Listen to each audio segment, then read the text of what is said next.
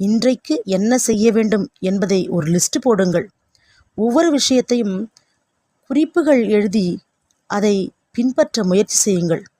1 மணி நேரம் என்ன செய்தீர்கள் என்பதை நீங்களே 5 நிமிடத்திற்கு ஒருமுறை மதிப்பீடு செய்து பாருங்கள். 10 மணி நேரத்தில் 5 நிமிடம் ஒதுக்கித்தான் பாருங்களேன். உங்களுக்கு நேரத்தின் மதிப்பு புரியும். நேரம் என்பது மணல் போன்றது. அது பிடித்து வைத்து கொள்ள முடியாது.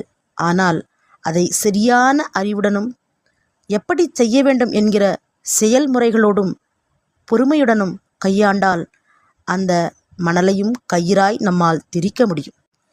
நாளைய நம்முடைய வெற்றியானது இன்றைக்கு நாம் செய்யும் செயல்களில்தான் இருக்கிறது.